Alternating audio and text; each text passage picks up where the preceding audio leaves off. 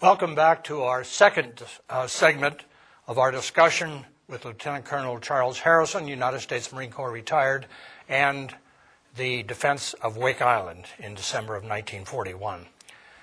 Charlie, you'll recall when we finished our first segment, it was August 1941, when you and 169 fellow enlisted Marines from the 1st Defense Battalion, along with 5 officers, arrived off the USS Regulus. You offloaded there, which took about 3 days, and set up yourselves at Tent Camp 1. Now, before we proceed, if I can have that first slide, we need to remind our viewers of where Wake Island is, which is about 2,000 miles to the west of the Hawaiian group. And we should also point out that it's across the international date line. So your 9 or so day transit also meant that you lost a day as you were coming out to Wake Island. Right. Yeah.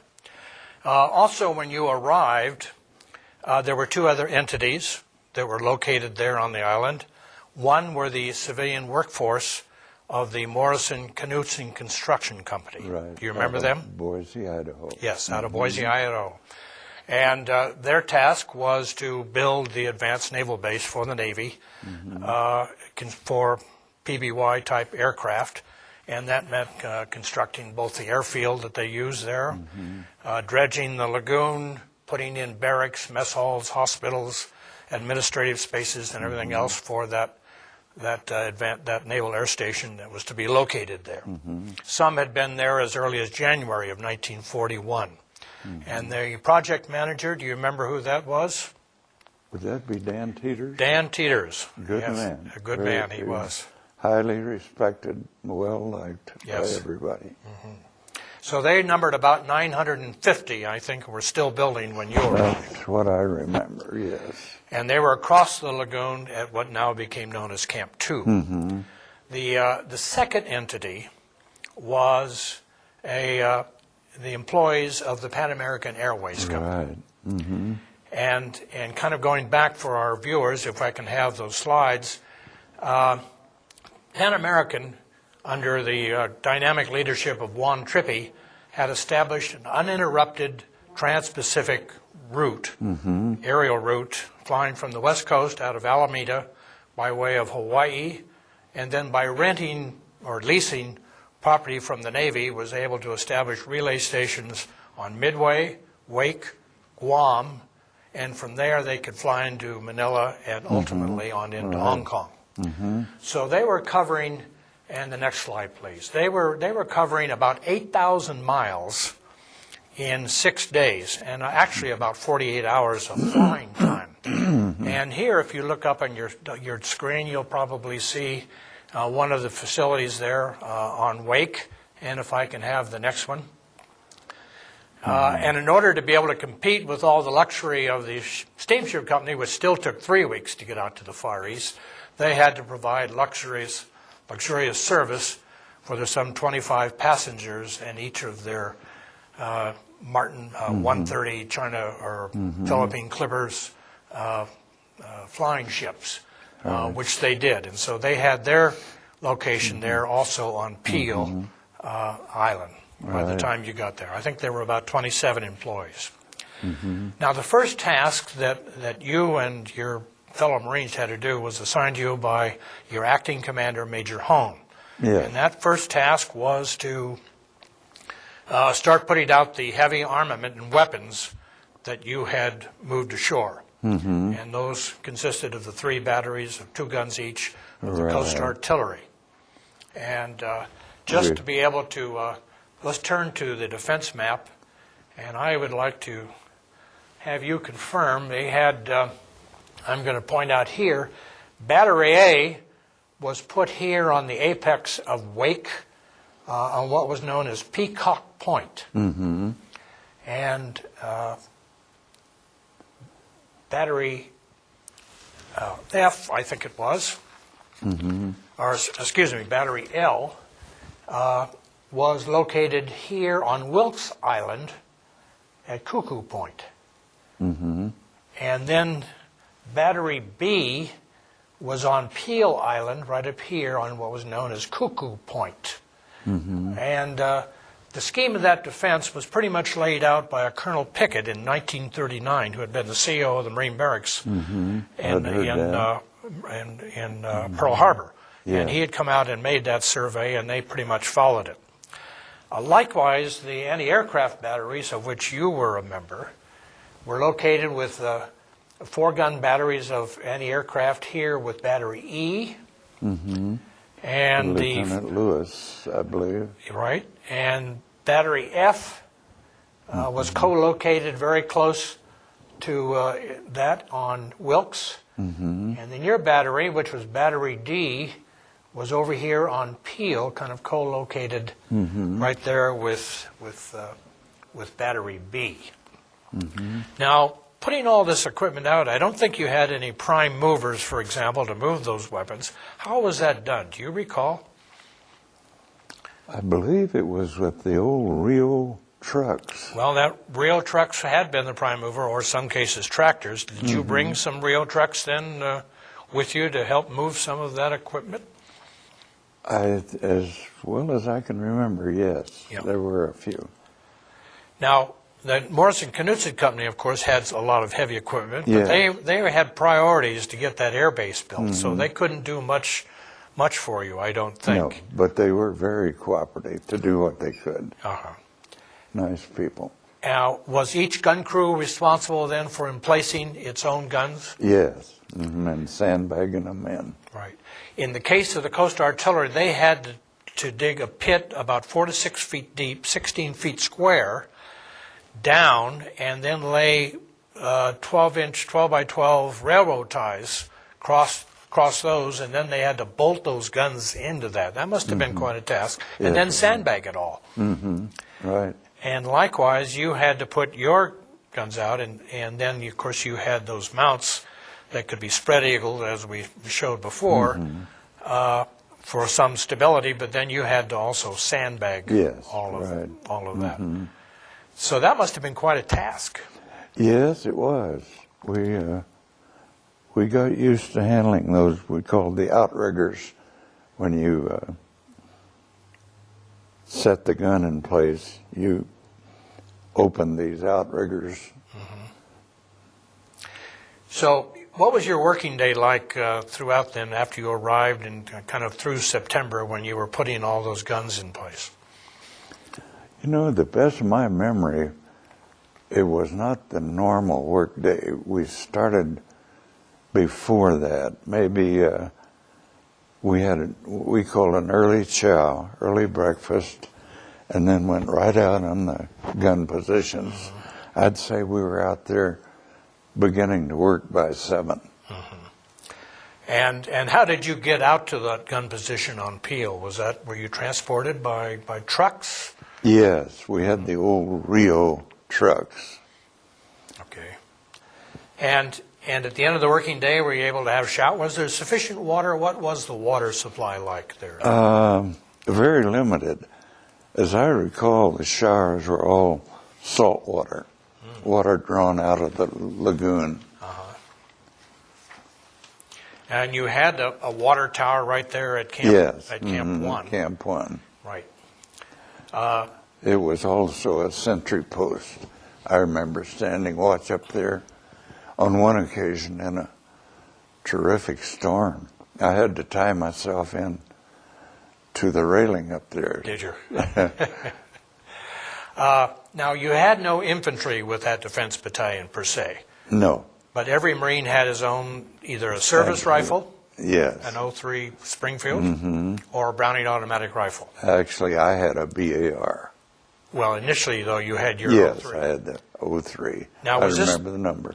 You remember the number? Right. What was the number? 990159. And was this the same weapon that was issued to you when you were a recruit? San Diego in 1939. Yeah, it was customary for Marines in those days to take their weapon on to the next duty station, no matter where Oh, they yes. went. And so Yes. they kind of You even... were married to it. Yep. It was All right. Now, tell us about what NCO there in Battery D that you kind of particularly remember. well, Big Wright was the main mainstay, and he wouldn't be allowed in today's Corps. Too heavy, but he was a very fine staff NCO. He did a wonderful job. And he kind of ran the whole battery, Yes, particularly right. some of it through its fire direction center. Some reports I've read, he weighed over 300 pounds. Can you I validate believe that. I believe that. He was an enormous man. Yeah. An old-time Marine, though, I guess, and Oh, probably yeah. had Yes. a lot of service. So that's what occupied most of your time through September. And then on its fifth trip to Wake Island, the William Ward Burroughs. Could I have that next picture of the William Ward Burroughs?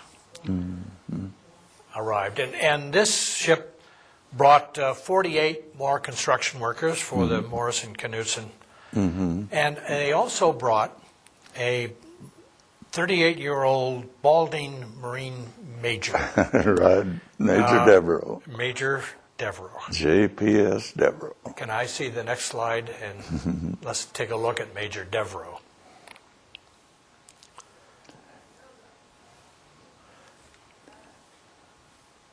Yeah, he was not a real impressive looking guy, but he was very intelligent, a very fine officer. Now, he was no stranger to the 1st Defense Battalion, was he? I mean, No. you kind of went back with him quite a ways, right? Yes, a lot. I remember in field trips, he would come out riding a horse What, is this when you were training in San Diego? in Kearney Mesa, yeah. In Kearney Mesa. And Actually, he was well-liked, highly respected. he was Colonel Bones, who was the first commanding officer of the 1st Defense Battalion, executive officer. As I remember, yes. Now, executive officers are expected to kind of, if you play the Mutt and Jeff, and the commanding officer can be That's kind of a right. nice guy, it's the exec has got to play the role of being in between. the taskmaster. Right. And did he do that? I understand he Yes, did it he pretty did. well. He did his job very well. Okay. Everybody liked and respected him, as I recall.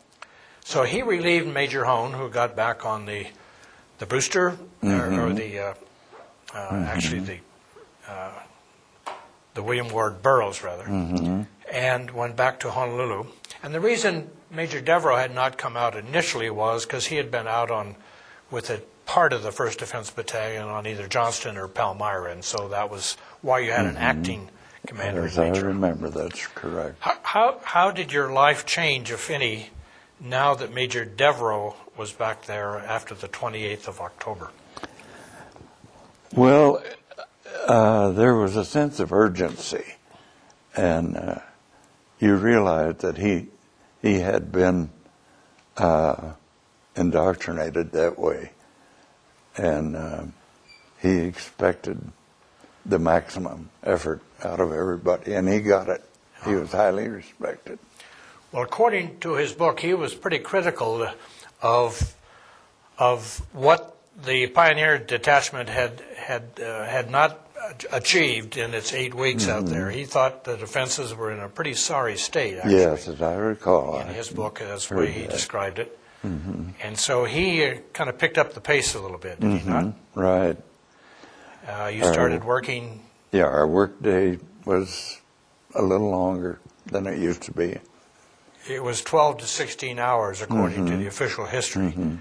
But he was right there with us. He was, And 7 days a week, I believe. I believe it was. So he was really keeping. Now, and it was all really hard labor. I mean, you were doing Oh, yeah. filling Filling sandbags, sandbags digging with very, very little in the way of engineering equipment. And handling those guns was a big job in itself.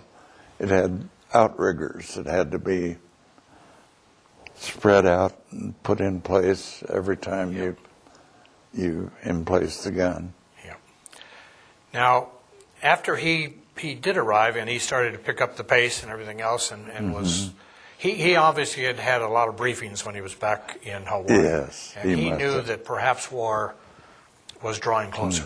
So that's why he wanted to get, he was well prepared as he could. Yeah, he relayed the sense of urgency. Yeah, and he even believed- as snuffies in the rear rank, we realized that it was urgent. And he believed that the more you sweat in peace, the less you bled in war. Yes, So that's I right. think. Now, compounding his efforts, however, I don't know if you remember this, was the fact that there were a number of B-17s that were being passed through Wake. Actually, they were originating on the West Coast and flying from Hawaii to Midway, to Wake, to Guam, to Rabaul, and then That's into right. Clark Field in the Philippines. I This is during the stood, buildup of the by Army Air Corps B-17s. I stood watch on those a number of times. Right. And the big task they used the Marines was to refuel them, and they would come in increments of 9 airplanes in each of the flights over a period of time. And each airplane required, I think, 3,000 gallons of fuel. And the only way to fuel these, can we have the next slide, was to hand pump them out of 50-gallon drums that had been scattered around the airfield. That's right. And so Marines were used for this purpose. And that really kept you away from your primary task of preparing your fortifications. That's true. When those planes true. were passing through. Moreover, as I understand it, the planes had to be off Wake by midnight because they had to fly over the Japanese mandated islands during hours of darkness. And that's why they had Yes, there was I remember. a lot of urgency in doing that. So that took a lot of time. Now, in his capacity as the island commander, Major Devereux also played host to Ambassador Saburo Kurusu, who was being sent to Washington, D.C. Yes, as a special envoy. And I he was never on, saw the man, but I remember. yeah, and he was on the eastbound China Clipper that came through. I think it was somewhere in 16th October or something like that. Sounds right. But what was your sense about what was going on and the likelihood of war? Was there talk about that among you or your comrades? No, as I recall, we were pretty well kept in the dark. We knew there was a sense of urgency about something, but details or what the threat was, we didn't. Right. It was not communicated to us. Yeah, and Caruso came through on that second week of November, as I look at my notes now. And then in the end of, or about mid-November, the commander of the 14th Naval District, which was back in Hawaii, declared that Wake Island now had a naval aviation air station. And even though the building of it had only been about halfway, Yes. in terms of its facility. Yeah, it didn't have. The there was still runway lots- was just crushed Right. coral rock. Lots of things yet to do. But nevertheless, once they declared that, and they couldn't have a Marine ground officer in charge of a naval air station, so the Navy corrected this by sending out a new commander for the island. Cunningham, I believe. And can I have the next slide? And this person,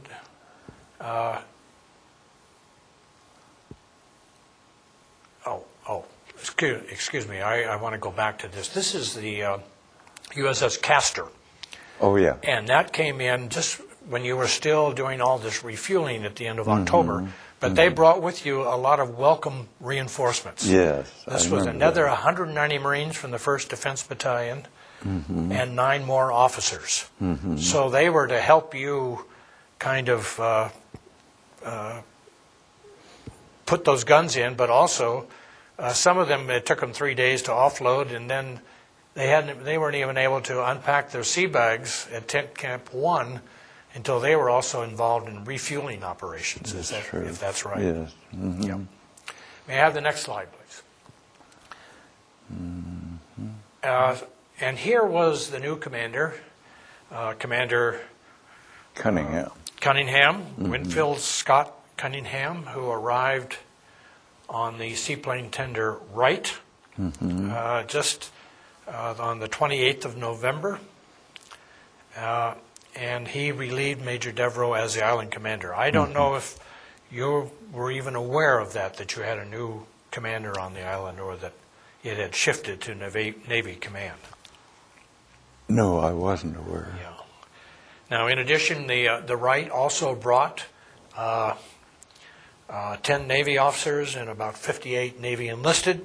This was to be the subunit to run the Naval Air Station, plus they ran small boats for you there in the channel. And they also brought one officer, and I think it was about 50 Marine enlisted from Marine Air Group 21 that had been embarked from Eva Airfield there in Hawaii, outside of Pearl Harbor, come on the Wright, and they were to serve as the ground crew for another element that was scheduled to arrive. Right. So, as we kind of begin to approach the eve of World War II and in the last weeks of peace, the last two final elements of the forces that were assigned to defend Wake, one I'm sure you probably was not even aware of, were two submarines. And this was the submarines Triton and Tambor.